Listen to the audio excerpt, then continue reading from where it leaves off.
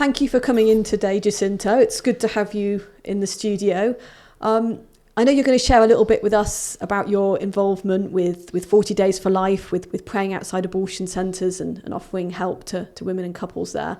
But maybe to start with, if you could just share a little bit about yourself. Yeah, so I'm born and raised Catholic, have 2 children.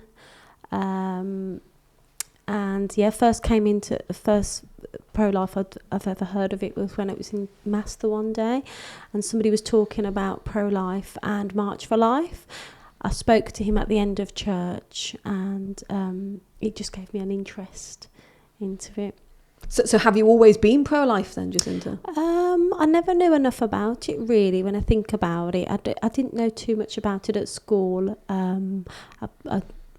Abortion wasn't something I was too educated on, if I'm being honest. And what made you then want to get involved in pro-life work? Because, to be fair, that's quite a radical thing by today's standards, particularly going outside an abortion centre. That's a big step. Yeah. You know, was there anything particularly that made you think that's the pro-life work I want to do? I think when I experienced a crisis pregnancy, that was what made me realise, wow, you know, I was in a situation where abortion was offered and was seen as possibly the solution. And then I went on to have my child, and I experienced all the, you know, sort of love and joy from that child. Of course, still the same anxieties and worries as you do with probably any child. But that was what made me realise, actually, there's a gap here where really the support isn't offered to ladies. I didn't feel like I had it offered to me, and I feel like it is something we need today. And have you had any times when you've been outside the abortion centre that you've recognised that you have made a difference from being there?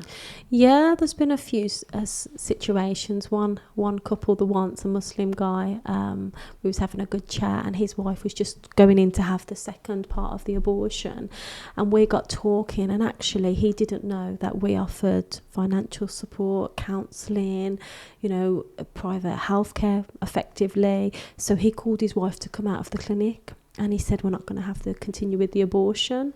And that, for me, that was really rewarding, because it was, you know, adding to their family.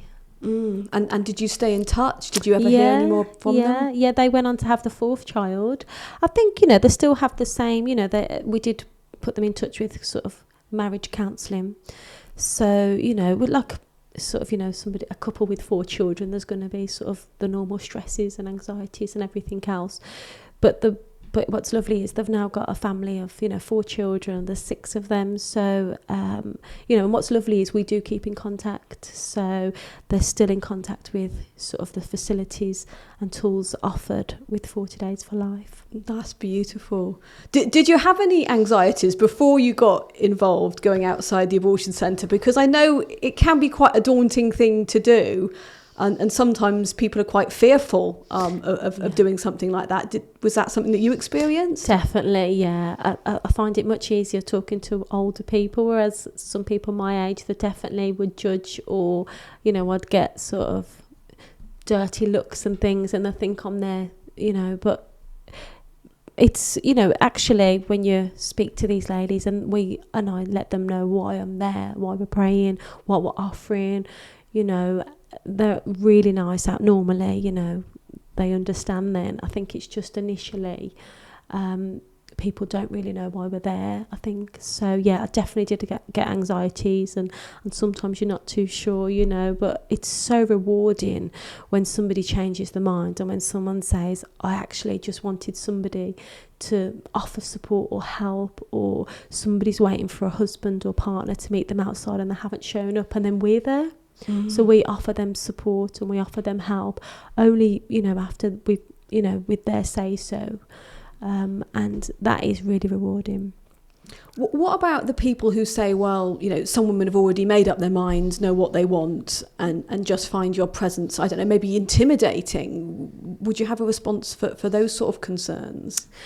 Yeah, we're only there in peace and love. So you know, regardless of whether somebody chooses to have an abortion or chooses not to, we offer them the same greeting and we'll offer them the same support and the same friendship, regardless of whether people have had abortions or not. Because remember, a lot of us have suffered from abortion or near abortion, so we are not there to judge anybody. So I'd just let those know that anybody who's maybe thinking that we're there to judge anybody, just let them know we're not. We offer and we love, you know, the same, and we know some people are hurt by abortion, and you know, we offer the same love for everybody. Yeah, it's interesting you should bring up people who are struggling after an abortion. I remember my very first time being outside an abortion centre, and there was a young woman going past on the other side of the road, a sort of student age woman, and she called across to me and asked me what I was doing there. And I said to her that, you know, I was there to offer help and alternatives to people who are in, you know, difficult pregnancy situations. And she just looked at me and said, "Why weren't you here last week?" She said, "If you'd been here last week, I wouldn't have had my abortion." And that always stuck with me. And I just thought how sad it is that, you know, in this day and age, there are women who are having abortions just simply because there's nobody there for them, you know. And I think if that's you listening, if you're maybe considering about going outside an abortion centre and offering help there, don't overthink it. Get out there, like Jacinta, and pray there and offer those alternatives to women, so that there's nobody saying, "Why weren't you there for me?" Nobody should be saying that. Every woman should have that real alternative of keeping their child and the help and the support that they need in doing that. So thank you for what you do, Jacinta, and thank you for joining us today.